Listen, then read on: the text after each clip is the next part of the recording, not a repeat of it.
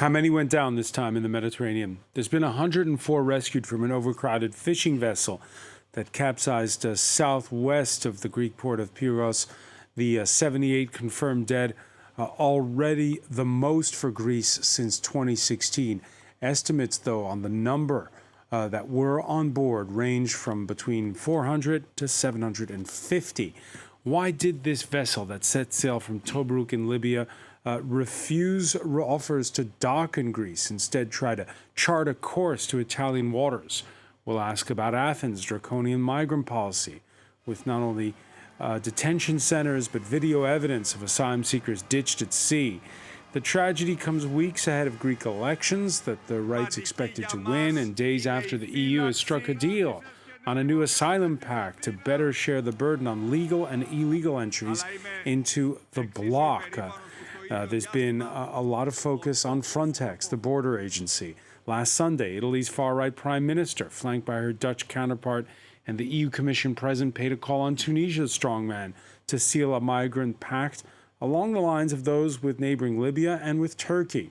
What's the way forward to avoid tragedy for those desperate enough to risk their lives crossing the Mediterranean? Today in the France 24 debate, we're looking at this tragedy, asking if it's avoidable. Joining us from Palermo will be with Giorgia Linardi, spokesperson for Sea-Watch Italy. We're joined from Berlin by Gerald Knaus, chair of the European Stability Initiative think tank, which calls for a, quote, humane yet effective EU asylum policy. Thank you for being with us. Hello. From Brussels, France 24 correspondent Dave Keating is with us as well. How are you? Good, happy to be with you. Photojournalist, Afghan-born photojournalist Abdul Sabur is here with us in the studio. Thank you for joining us. You're welcome. Thank you for having me. The France 24 debate, where you can join the conversation on Facebook and Twitter, hashtag F24debate. It happened in international waters in the Ionian Sea. The ship reportedly for 6 days had been on the water. The European Border Agency at the heart now of a row whether it should have stayed with the ship. Kemi Knight has more. This photo was taken from a helicopter just hours before the disaster. A chilling picture of the overcrowded vessel in line with the testimonies of survivors. Only a fraction of those on board made it to the shore. They arrived 104 people, young men, and 30 people went to this hospital for the treatment in the hospital. The UN Migration Agency estimates the vessel was carrying at least 700 people, including 40 children. Others say that number could be over 100. As the search for survivors continues, little is known of the women and children who many fear were staying in the hold of the boat, remaining trapped when it capsized. Authorities say the boat encountered an issue with its engine and within minutes sank. Questions are being raised about the role of European Border Agency Frontex. The Greek Coast Guard has also come under fire after also deciding not to intervene. Frontex is a European operation, which made it possible to identify the boat, to transmit the information to the member states. Then it's the member states that carry out search and rescue operations at sea. Greek authorities say the vessel seemed to be sailing normally until shortly before it sank and declined offers of rescue. A Supreme Court prosecutor has ordered an investigation into the circumstances of the deaths. Since 2014, the International Organization for Migration estimates that close to 27,000 people died or disappeared trying to cross the Mediterranean. And before we go to our panel, let's go to the Greek port of Kalamata. Correspondent Natalie Savarakis is there. Natalie, what's the latest where you are? Unfortunately, I have no better news, no good news. There is absolutely nothing that has come from the large-scale search and rescue operation, which has now, unfortunately, been reduced to only one frigate tonight, with 9 merchant vessels in the area trying to find, I think, at the best, remnants of this shipwreck, because the hopes for any survivors or even bodies is very faint at the moment. Relatives are still here outside the Port Authority trying to wait for any sort of information. I spoke to one man who was hoping to get some sort of information about his cousin. I said, is he alive? Do you have his number? He's like, I know nothing. I'm just trying to figure out what's happening and if he's alive, if he's dead. He knew nothing. There's little information here. We know that the survivors are being kept, they're being fed, they're being treated. The bodies have already left for Athens, where DNA samples will be taken and they will be sent to various embassies in the hopes of identifying the bodies. That's it for now, but the search operation very ongoing, although with very little support. And Natalie, you were reporting for us already on Wednesday how this ship refused or reportedly refused an offer to sail towards Greek waters.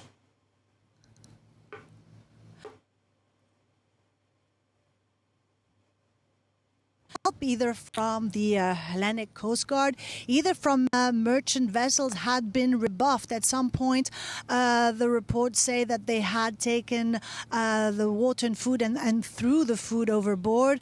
That is the big question marks, and also as the program seeks to answer that, why didn't the Coast Guard, why didn't anyone intervene? It was clearly going to carry out some sort of illegal activity, and in international waters you are allowed to intervene. Now, so many experts have been saying, that had they intervened, it might have capsized earlier because there were so many people on board.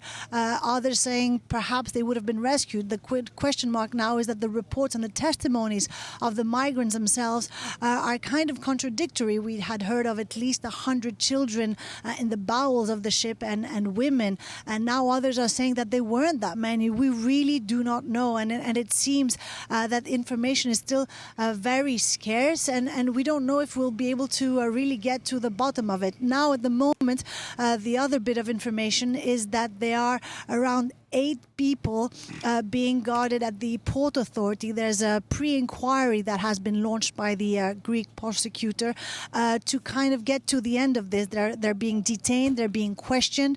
There are reports emerging that they might be arrested as well, but they're trying to keep them as long as possible to question them, to try and get to the end of this. Obviously, Greece is feeling the burden of this tragedy and wants to get to the end of it. Yeah, campaigning for next week's general election reruns suspended for 3 days in Greece, a 3-day period of national mourning. Last month, and we can listen to him now, Conservative frontrunner Konstantinos Mitsotakis boasted about his record during the past 4 years as prime minister. I'm proud that during this time, this mess of a place stopped being a center for passing migrants. The illegal flows have almost disappeared. The disgrace of Moria is a thing of the past, while the national and European borders are still there, even if some people pretended not to see them. Kyriakos Mitsotakis, again, the front runner. Just very briefly, Natalie, the tone from the Conservative leader, you can expect it's going to be different in this home stretch of campaigning.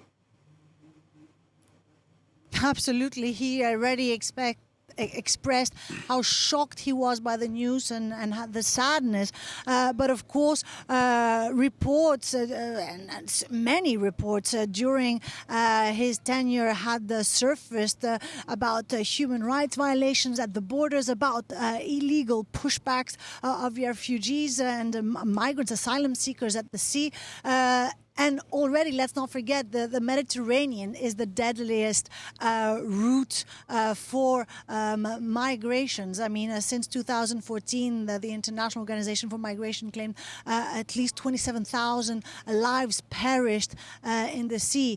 So he definitely did not help the situation. He tightened migration policy here in Greece, and very unfortunate about all these reports. It looks like he will continue with this migration policy after so many years where Greece, of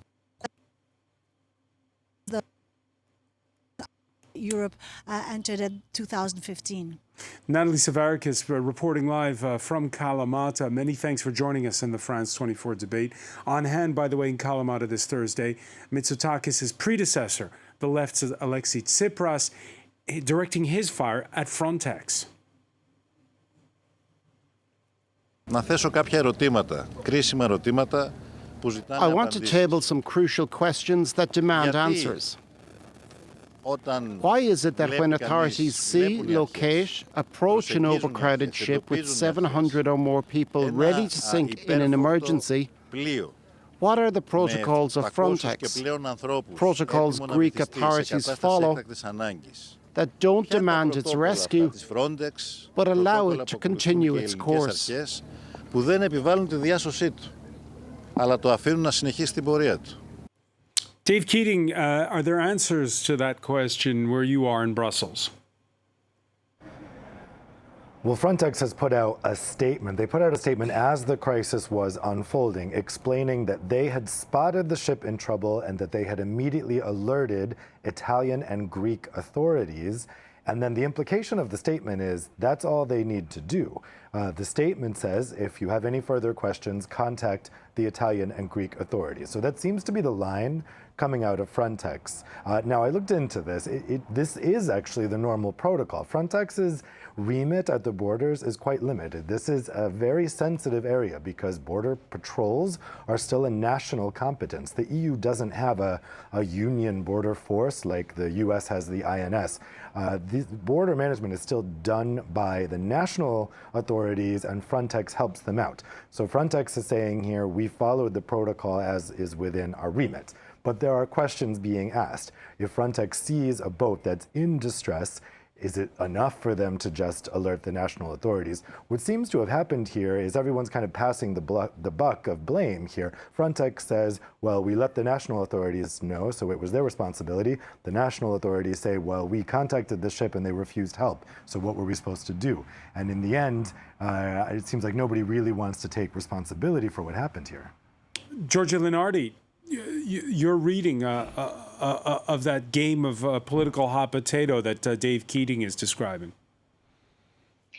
Yes, this is unfortunately a situation that is not new. It's clear that Greece here had all interests to avoid taking responsibilities over people that would have likely asked for asylum once they would have entered the European territory. And with the Dublin regulation still standing, even after the developments on the Pact on Migration and Asylum last week, it is a fact that the countries, the EU member states that are the southern borders of Europe, prefer to bounce responsibilities and try to avoid as much as possible to intervene. Something that is very important to recall is that the rescue authorities informed had a duty to rescue these people. There have been statements about the people not wanting to be rescued, but actually the intentions of the people do not matter against the duty of states to intervene on the basis that that was an unseaworthy vessel, clearly overcrowded and not in a safe condition of navigation.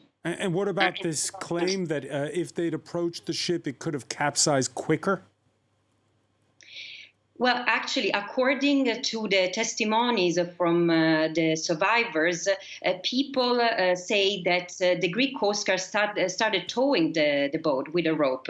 So it's not clear whether that could have contributed even to the boat capsizing. So as of today, we cannot exclude that this could also could have been a contributing circumstance that would have caused the shipwreck. And this would also not be let's say a unique case. So I think that a lot of elements need to be ascertained before making declarations that try to wash off clear responsibilities under international law.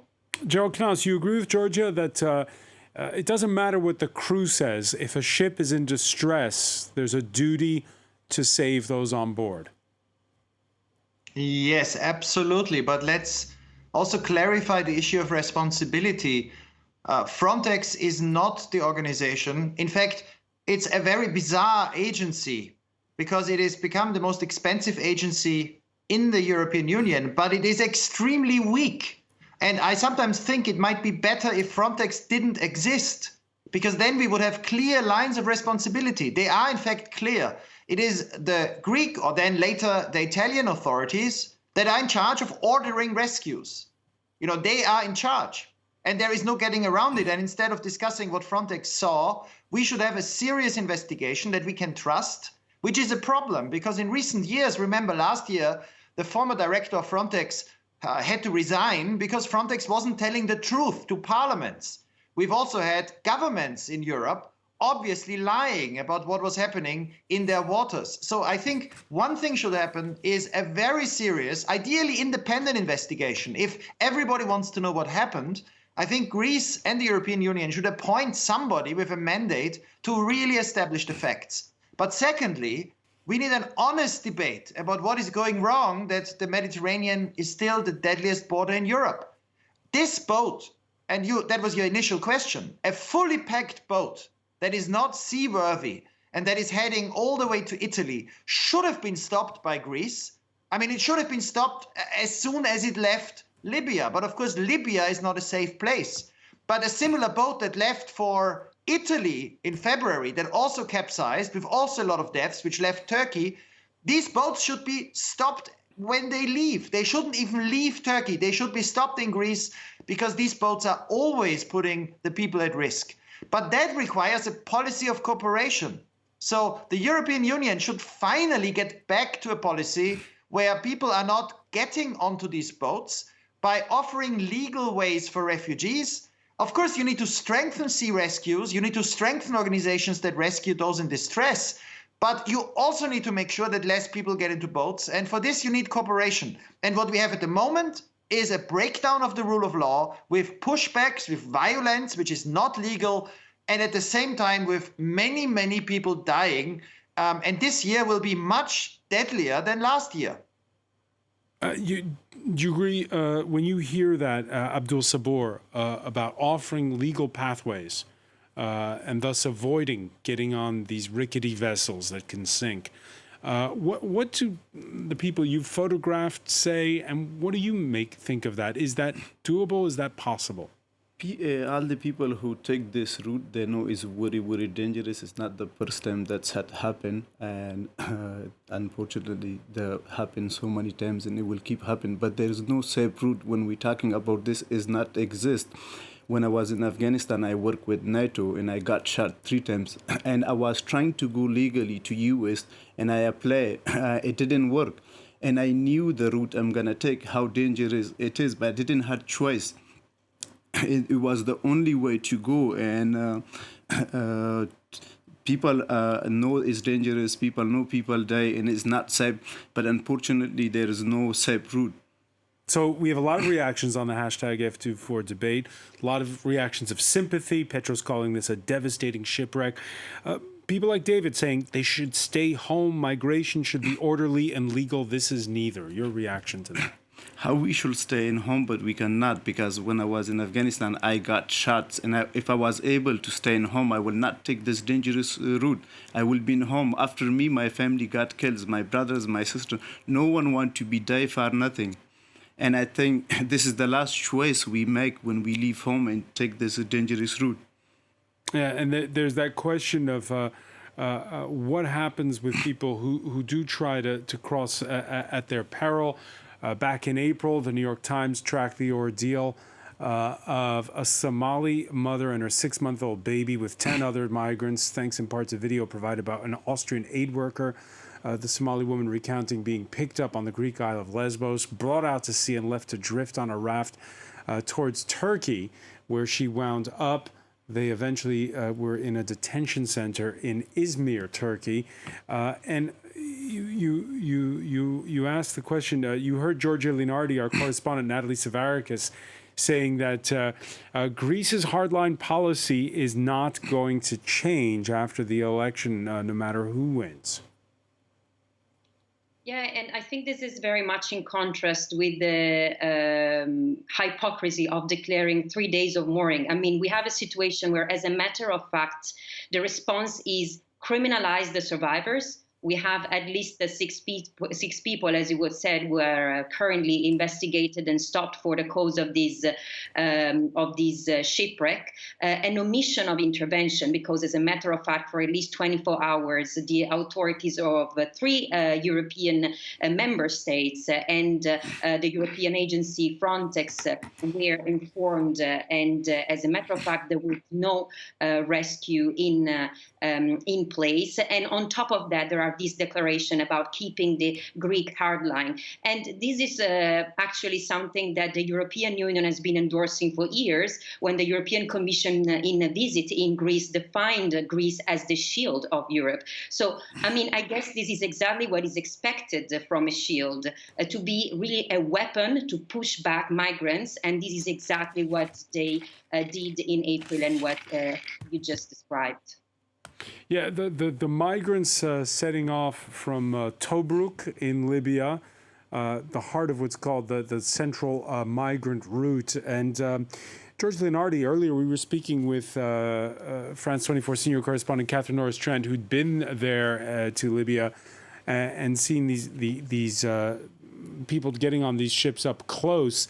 And she was reporting to us how, in this case, the reason it's a fishing vessel is that the leader there has made it impossible for fishermen to fish. And instead, they're selling off their boats or renting them out for these perilous journeys. So how do you handle it when you're Europe? Or how do you handle your dealings with Libya, where there is not one central authority, but several factions?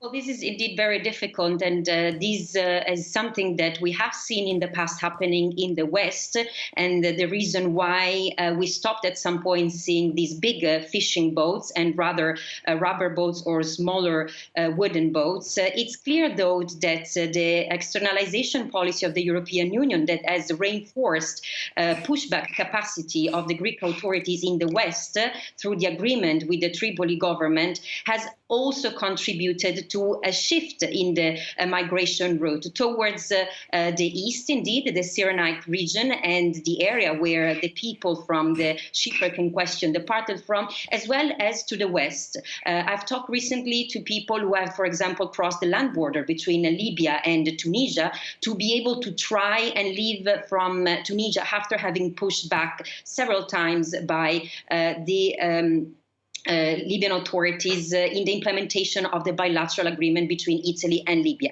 Italy is also trying to cooperate now with Haftar. Haftar has been received in Rome at the beginning of May, and it's probably not coincidental that during the month of May, a boat that belongs to Haftar's militia, Tarek Ben Zayed, has been seen be engaged in a pushback operation. Last time it was this week by the aerial monitoring asset of our NGO Sea-Watch. Gerald Knaus, what's the solution when it comes to dealing with Libya? Well, I mean, let's be very clear. It's an absolute duty to rescue those at sea. But it's also clear that rescue alone will not stop the people dying. The year of most rescues in the history of the Mediterranean was 2016, when 180,000 people only in the central Mediterranean between Tunisia and Libya and Italy were rescued and brought to Italy. 180,000. In that year, 4,600 people drowned. It was the deadliest year. So we need to manage to do two things at the same time. We need to rescue everyone, and we need to support the rescue boats. We need to have state rescue efforts again. We need to have the Italian and Greek maritime rescue coordination centers to put safety first. But we also, when we rescue, need to make sure that this doesn't again lead to, as it did in 2014, 15, 16, 17, a lot more people getting in even more dangerous boats. And the only way you can do two things together is if you also replace the irregular migration with regular routes. So you should be able to return some of the people who get onto the boats. And here is the difficulty. For this, you need diplomacy. You cannot return people to Libya, which is what we do indirectly at the moment, because there people are tortured and mistreated. But if you rescue people and you don't want to encourage even more people to go to Libya and get onto these boats, then it is really worthwhile thinking about taking them to another safe country to encourage people not to get to Libya. But then you also need to increase legal routes. So I give you one example. The UNHCR is taking people out of Libya since 2019 and taking them to Rwanda, because the idea is that they are safe in Rwanda, but they are not safe in Libya. If we could send a signal, instead of making a deal with General Haftar, that if people get into boats in Libya, we rescue them immediately, but we create a legal possibility that then their asylum claims will be processed by UNHCR in a safe third country, we will get political support to increase rescue efforts. We will have people not immediately going to Europe, which will discourage others taking this route. But also, this only works if we then offer a sizable resettlement package. And there we just need to look at what Canada is doing. Canada, every year, is welcoming 50,000 refugees who do not need to lose their life or risk their life through resettlement. 50,000 a year with a population of only 38 million. If Europe would act like Canada, we would have hundreds of thousands of people who come legally without these dramatic images. We could strengthen the UNHCR's resettlement, but at the same time, we would then be able to also stop through cooperation irregular migration. And that is not a position the left likes, because there some say we should never return people, but it's not a position the right likes either, because they say, let's just push them back, whatever happens. But it's a humane form of control that would be in line with the Refugee Convention, as long as countries that host asylum processing are actually safe. And so are you suggesting you're endorsing that scheme that Britain is trying to put in place, sending asylum seekers to Rwanda? Well, I tell you what I think, because we are talking on France 24. I think France should offer to the United Kingdom that anybody who crosses from France to the United Kingdom, France will take back, together with Germany and the Benelux. Why not UK? If the United Kingdom takes 40,000, which is less than crossed last year, 40,000 every year from Europe, so that we have a legal route, more refugee protection, nobody dies. And then the United Kingdom, France and Germany should together approach Rwanda, and instead of taking people from the UK to Rwanda, we should increase relocation from Libya to Rwanda and then process people there. Give the UNHCR a bigger budget of resettlement places and the ability to process claims. What we have at the moment, and for 10 years, will not end this being the deadliest route in the world. And that's terrible. And what will then happen is countries are just going to do pushbacks, as we've seen directly in Greece, pushing people back, even some thrown into the water, or indirectly in Italy through cooperation with the Libyan Coast Guard, which is sometimes the former smugglers that take people back and then mistreat them to extort even more money. Now, this is what we have today, and this we need to stop. Abdul Sabur, you've done reporting in Calais. Your thoughts on this? You agree with what you're hearing there from Gerald? No, because Rwanda, it's not safe. And even if they send people to Rwanda, they still have to take the boat and cross the English Channel. In 2021, 27 people dying who was crossing to UK by the channel. But it's always the same things happening. They limit humanity to responsibility. And all the time, they don't find the solution, and each authority say, it's not my problem, it was not in my set, it was not. But the idea of that scheme is to fly people to Rwanda and then they process the applications. But why they not And process? take more people legally. But why they not process application in UK? Well, because you don't want to have them cross the channel. If you can go to the UK from France directly, you can apply. A lot of people who get into those boats, as you know in Calais, have relatives in the UK. If the UK agrees that you can apply in France to go legally, yeah, that's what people. But it's not exist, and that's what people want to do. If it's possible to them apply from France and going to UK, but then I think the most easiest way will be people just directly go and join their family and ask asylum there. George, very briefly on this, Giorgia Linardi, as a solution to try to find a place outside of Europe where people can apply legally?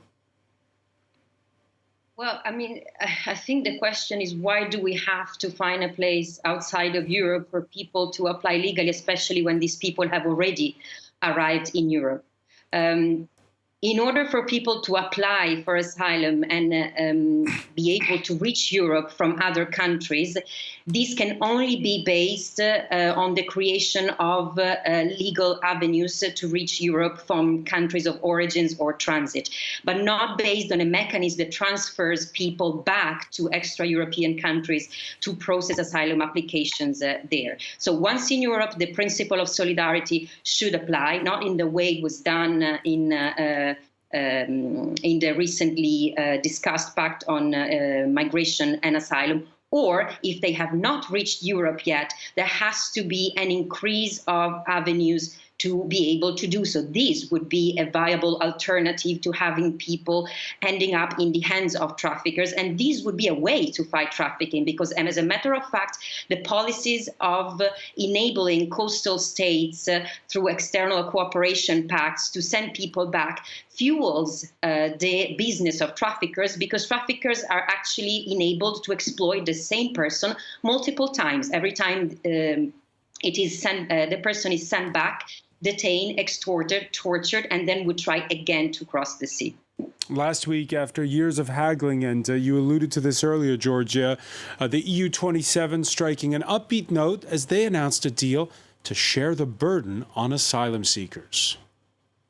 To be honest, I didn't really believe I would be sitting here saying this, but here we are. And I am extremely pleased and also very proud to announce that ministers today have adopted general approaches on the Asylum and Migration Management Regulation and the Asylum Procedure Regulation. The idea, David Keating, is to relieve the burden on those so-called frontline states like Greece, like Italy, like Malta.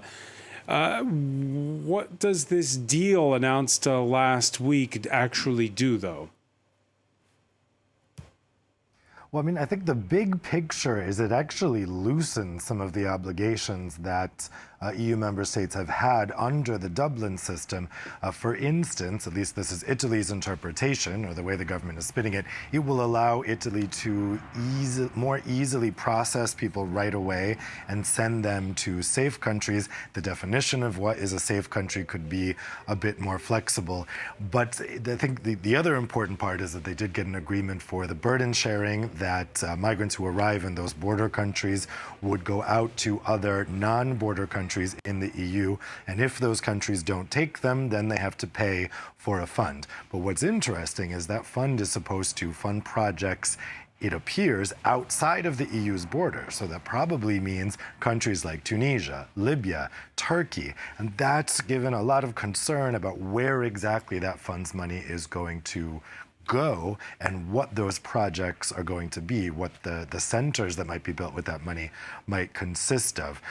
That being said, even this was a very, very hard deal to get. I mean, this was years of negotiating over this. They had a kind of migration pact a couple years ago that not everyone signed up to. It didn't really work out. A lot of countries didn't actually adhere to their burden sharing obligations. So the hope is now that this is an actual piece of legislation, that countries will actually follow it, and that this is at least starting a framework to go beyond all of those discussions about the Dublin framework and start with something that works better.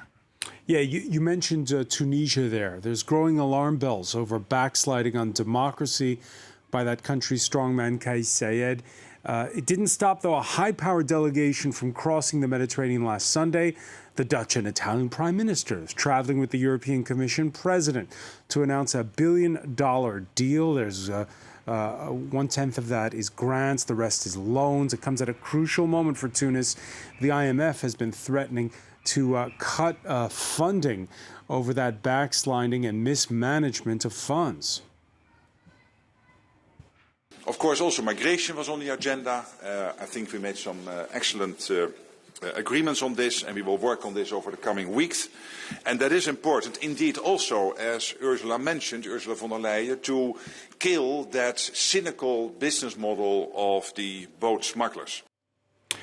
Gerald Knaus, a human rights advocate, says it's not a good look for Mark Rutte and Giorgia Meloni to be celebrating a deal with Tunisia these days. Your thoughts? Well, let's not jump to conclusions. We do not have a deal with Tunisia at the moment, just as we do not have an agreement in the EU. This is not yet legislation. This is just the interior ministers agreeing. The European Parliament still has to agree, and I think it is still possible that nothing of all of this will be agreed because it's not actually solving any problems. And the same is true for Tunisia. The question is in the details. It is good and important to talk to a country where a lot of people last year and this year are leaving with very, very ruthless smugglers. Lots of people have been dying who've been leaving Tunisia. It's important to talk to them. But the question is, what is the content of the talks? What are we asking from Tunisia? If we would offer Tunisia possibilities for Tunisians, and this is what I've been discussing here in Germany with officials in the government, where they say, well, we need labor. Let's offer Tunisia legal routes so Tunisians do not need to get into boats, but can apply to work in Germany. Well, that's good. If we offer Tunisia a resettlement of refugees from Tunisia or indeed from elsewhere in North Africa through the UNHCR directly, that's good too. If we get Tunisia to stop dangerous boats leaving the ports without violating human rights, that's also a step in the right direction. But what we've been hearing, and this is what worries a lot of people rightly, is behavior by also the Tunisian Coast Guard against refugees by taking away the motor of their boat and then leaving them at sea, which is the kind of behavior we've seen in Libya. And the European Union has been silent on this. So if you make an agreement to reduce irregular migration, you need to offer legal migration routes, and you need to make sure that you have leverage. You put something on the table that is attractive to Tunisia, that also allows you then to insist that basic human rights are actually respected. And in Libya, the European Union has not done that. There we are working with partners that violate human rights all the time. So that's the threat. Giorgia Linardi, let me ask you about the new Prime Minister of Italy, Giorgia Meloni. First far-right leader of post-war Italy. But are her policies any different from that of her predecessors? And your thoughts on that trip to Tunis? So actually, if we look at the approach taken by the Italian government since 2017, in different ways, they have gone in the same direction. This is from the New Deal between Italy and Libya of February 2017. Indeed, from that moment on, Italy was very committed in trying to push as many people as possible back to Libya without intervening directly, but by empowering the coastal Libyan authorities to do so. And at the same time, there have been a remarkable effort in trying to stop the civil society, the NGO presence at sea. This has been done in different ways through a very aggressive mediatic, political, judicial and administrative criminalization. It is from a couple of days ago, the news of the latest detention of an NGO ship. It is the boat Aurora from the NGO Sea-Watch that has been detained in the port of Lampedusa for having rescued 39 people and having brought them there, having disobeyed the order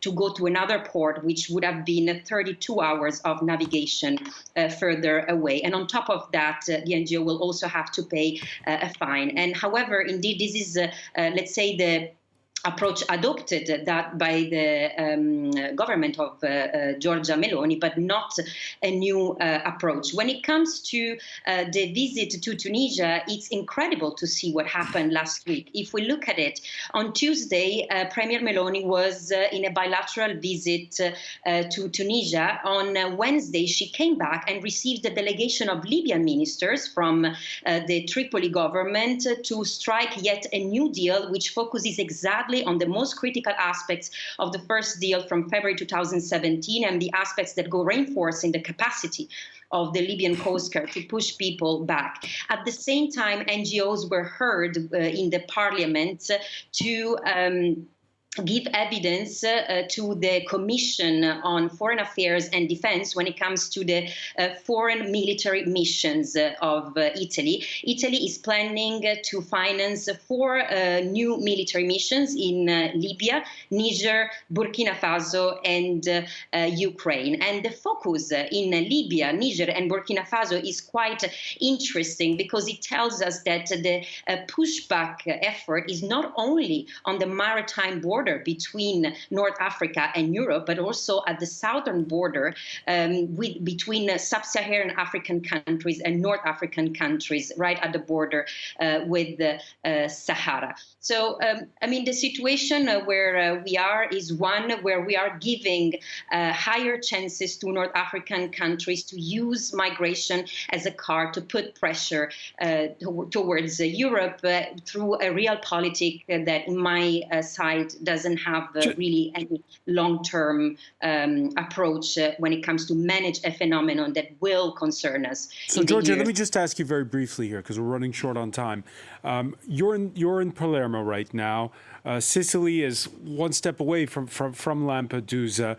I can only imagine that people must feel conflicted when they see all these people arriving. On the one hand, they're overwhelmed. They want it to stop. On the other, they feel compassion. What is the feeling when you speak to people about this and that you tell them that you're with Sea-Watch Italy? Well, it is difficult also being an Italian citizen to be in this situation. But for me, the rationale is very simple. As an Italian, I do not accept having thousands of people dying in front of the beaches where we go on holidays. This is just unacceptable. It is simple as that. As democratic European states, we cannot accept to have these many people just dying in front of our coast as if they were flies. And for me, this is the base. And from there, if there would be really the respect of Article 80 of the Treaty of Functioning of the European Union, the principle of solidarity, well, then there would not be this fear of invasion, because a fair distribution would mean that people would barely realize that migrants are amongst them. Plus, the Italian economy does need migrants. The counter argument being they need them to come in a controlled and legal fashion. Gerald Knaus earlier was mentioning about the attitudes on both sides of the channel. Just so happens that this Thursday, France's Law and Order Interior Minister crossed that channel for 2 days. Gerald Darmanin and his UK counterpart Suella Braverman kicking off with his trip with a meeting at Britain's National Crime Agency in London. They talked about small boats that cross over from France to England. Darmanin, who called for better coordination with more than just France. Quote, "We have to understand Britain's difficulties, but they also have to understand that it's time to create a migration link between the United Kingdom and the European Union." Dave Keating, how much does Britain figure in the equation when we're talking about this hot-button issue? Well, this is a major political issue in the UK, and it's an issue that Rishi Sunak's government has been trying to push. When we had that European Political Community Summit happening in Moldova 2 weeks ago, he was portraying it as a migration summit. All of the communications that the UK government put out were portraying it as if that was the only topic on the agenda there. So you can see this for them is the #1 foreign policy issue they want to be seen to be talking about. And that's why you have this visit with Braverman today. Now, this follows on the two of them striking that returning boats pact November of last year. We haven't really seen much come of that. And indeed, today, this visit didn't really seem to yield anything concrete. So I think it's actually in the interest of both of these two politicians are pretty hard line when it comes to immigration. And so I think it's in both of their interests to be seen to be doing something. I'm not so sure that they are doing something because, again, that pact that was reached in November of last year, we haven't actually seen much cooperation since then. Not much cooperation. We're out of time. Abdul Sabur, is your faith more with individual member states of the EU, or can the European Union as a bloc make progress on all this? I think the European and bloc, they can do progress in this. It's better at the level of the 27, you're saying. I want to thank you so much for joining us. I want to thank Dave Keating for being with us from Brussels, Giorgio Linardi in Palermo, Gerald Knaus in Berlin. Thank you for being with us here in the France 24 debate.